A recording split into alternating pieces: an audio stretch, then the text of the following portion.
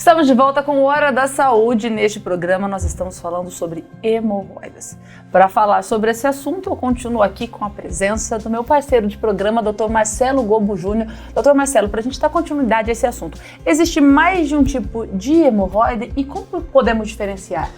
Talvez a melhor maneira de responder essa pergunta é que não existe mais de um tipo, né? Hemorroida na varizes hemorroidária é uma coisa só. O que a gente pode ter são estágios de evolução diferentes. Então a gente pode ter esse vaso que aumentou o calibre dele e está acumulando sangue, que é uma varize hemorroidária, trombosado ou não, ou seja, com a formação de um trombo. É como se o sangue ali dentro coagulasse e aí a gente tem uma solidificação. E isso forma, às vezes, um caroço. Essa sensação de que tem um caroço nessa região é muitas vezes o motivo de levar o paciente a visitar o médico. É o que é geralmente o cartão de visita. Né? A pessoa fala, eu estou sentindo que saiu um carocinho aqui. E aí a gente vai investigar para ver se é isso mesmo ou não.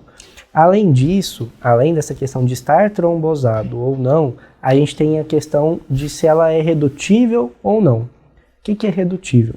Quando você faz o esforço evacuatório, aumenta a pressão intraabdominal, essa formação, essa nodulação, ela pode ser exteriorizada ou não. Então, na hora da evacuação, pode ser que aquela varize hemorroidária ela se externalize. E ela pode voltar sozinha, e aí a gente vai falar que ela é redutível espontaneamente, ou ela pode voltar se eu precisar manualmente colocá-la de volta para dentro da cavidade. Quando a gente fala isso, a gente fala que ela é reduzível manualmente. E tem casos em que você não consegue reduzir, nem manualmente, nem espontaneamente. Ela fica exteriorizada. Então, a gente vai categorizando a varize dessa maneira e vai tratando de maneira diferente cada uma delas. A gente prefere o tratamento conservador na maioria das vezes. São poucas as indicações de cirurgia exatamente. Doutor Marcelo, e quando é a hora certa de procurar um médico e qual o especialista mais indicado? Certo. Então, a gente tem duas perguntas importantíssimas aqui. A primeira delas é quando procurar ajuda. A gente precisa procurar ajuda quando você percebe o sintoma, seja de sangramento ou seja da presença da nodulação, desse prolapso, né, desse conteúdo que se exterioriza.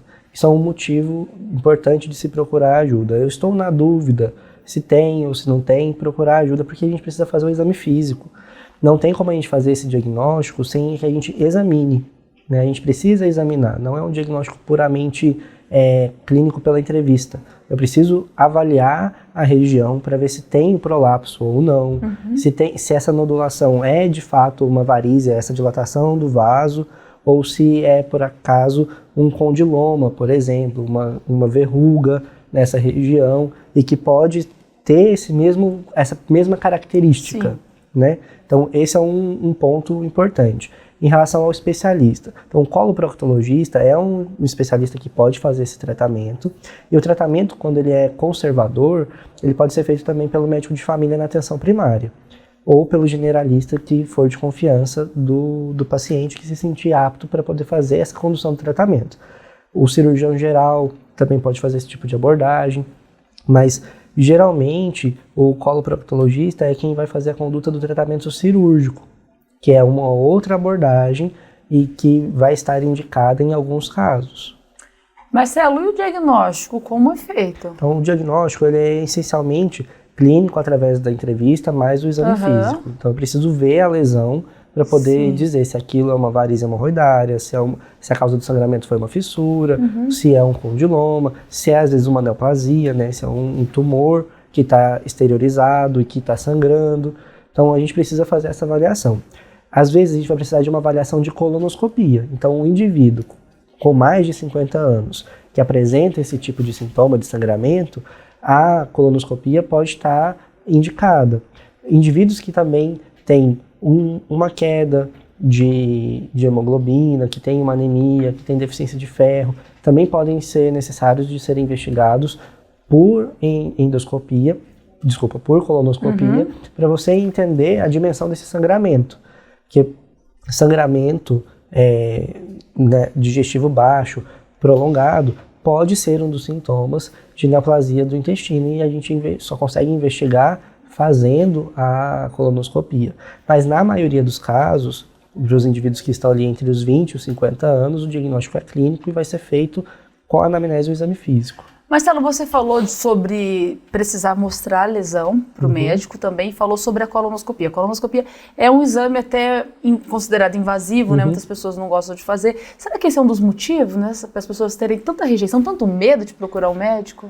Esse é um dos motivos. Um motivo que não tem jeito, né? Mas Sim. será que é isso? Esse é um dos motivos. Outra questão é o tabu que envolve fazer o exame físico da região anal, né? Especialmente na população masculina.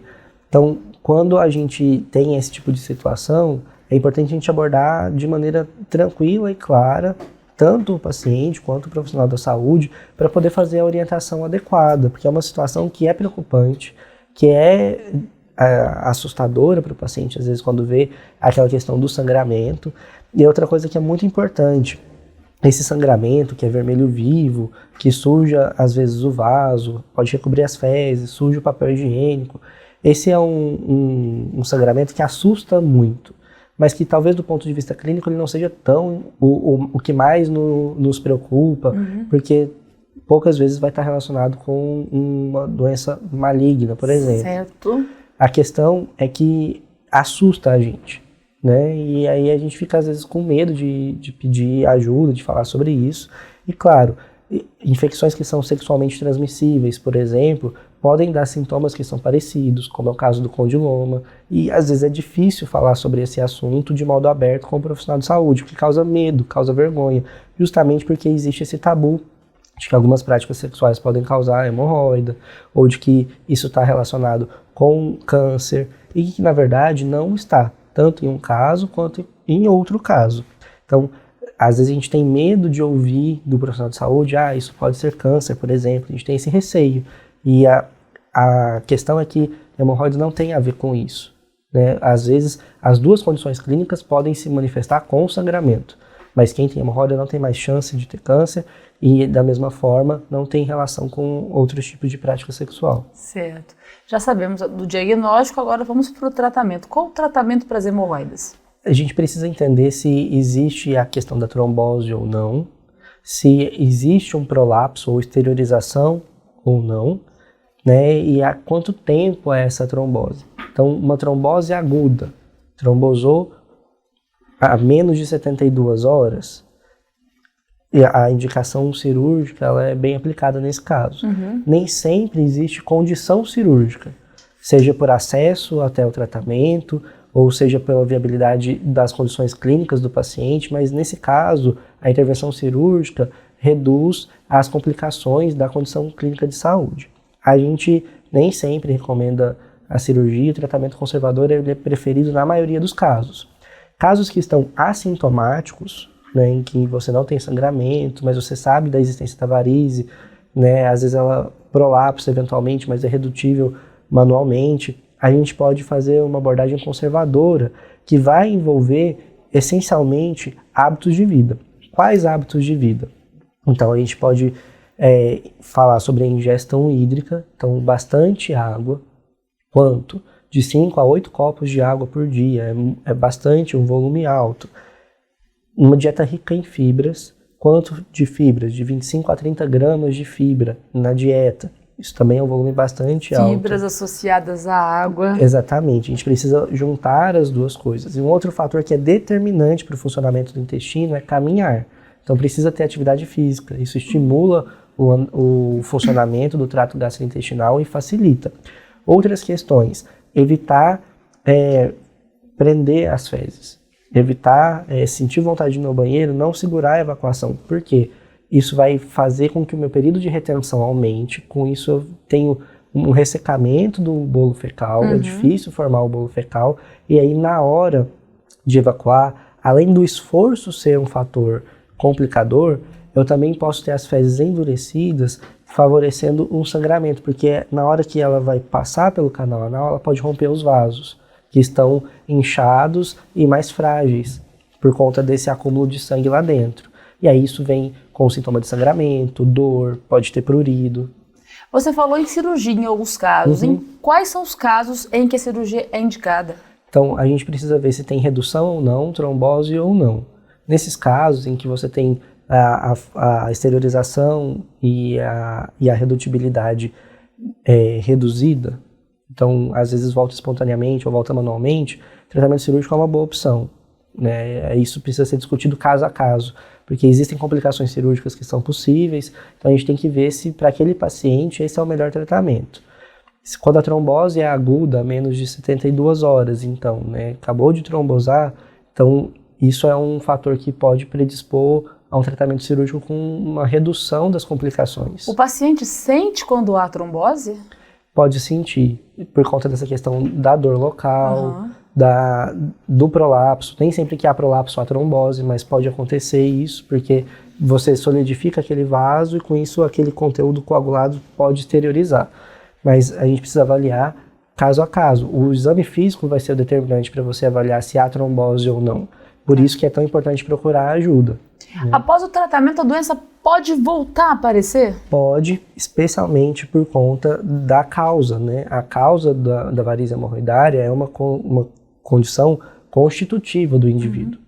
Então, se o vaso é mais fraco, né? Se o vaso tende a se dilatar, ela pode voltar. E aí a gente tem aqueles fatores de risco que a gente comentou anteriormente. Então, se eu tenho alguma condição clínica que vai aumentar a minha pressão intra-abdominal por conta de ascite, obesidade, que eu posso ter tratado o meu quadro de hemorroida hoje, mas não resolvi a questão da obesidade, do sobrepeso. Então, eu tenho esse fator de risco ainda mantendo a minha chance de voltar a ter um quadro de varizes hemorroidária. Além disso, gestação, né? A gente tem o período da gestação como sendo um fator muito importante para o aparecimento de varizes hemorroidárias. Então, no manejo da gestante, né, para as mulheres que estão grávidas e que assistem a gente, é importante a gente se orientar em relação à dieta, em relação à ingesta hídrica e à atividade física para prevenir o aparecimento. Toda gestante, por si só, já vai ter esse fator de risco possível. A gestação, por si só, é um fator de risco para que isso aconteça. Então, faz parte dos cuidados do pré-natal a gente avaliar essa questão da dieta, das orientações nutricionais, e aí tem muita coisa que a gente pode fazer para diminuir a chance de que isso aconteça, se eu não tenho. Então, se eu nunca tive varizes hemorroidária na vida, mas estou gestante, eu tenho a chance de ter. Então, a dieta com o volume hídrico adequado, em torno de 8 copos de água por dia, 25 a 30 gramas de fibra na dieta por dia, e caminhada, isso é fundamental. Evitar reter as fezes e criar o hábito do treinamento evacuatório que a gente fala sempre. Nosso intestino, ele vai funcionando muito por padrões. Então, o nosso corpo, ele tende a se habituar a ter o estímulo evacuatório em determinadas condições, em determinados momentos. Então, há pessoas que todo dia pela manhã, antes do banho, conseguem ter esse hábito evacuatório. Isso é importante. Mas o que eu não posso? Sentei no sanitário para poder tentar evacuar e acabei não conseguindo. Então, eu vou ficar lá e vou fazer esforço, vou fazer força. Isso é ruim, porque aumenta a pressão intraabdominal e aumenta o meu tempo de estase do sangue ali dentro daquele vaso que está frágil. E com isso, o risco de trombose, ele existe e ele aumenta. Tanto de trombose quanto do prolapso, né? Então, eu preciso evitar esse tipo de situação. Então, sentei, não consegui evacuar, levanta, fazer outra coisa, até que a gente consiga evitar ficar fazendo força demasiadamente ou esperando. Hoje a gente tem hábitos que envolvem a utilização do celular dentro do banheiro, alguma coisa assim, e às vezes a gente fica lá, esquece da vida, esquece do tempo, e isso é um fator complicador, né, que pode dificultar o manejo do quadro das varizes hemorroidárias. Tá certo. Hemorroidas, existe cura para hemorroida? Essa é uma pergunta que o Dr. Marcelo vai responder depois do intervalo. Você aí de casa, continue aí conosco, daqui a pouquinho nós voltamos.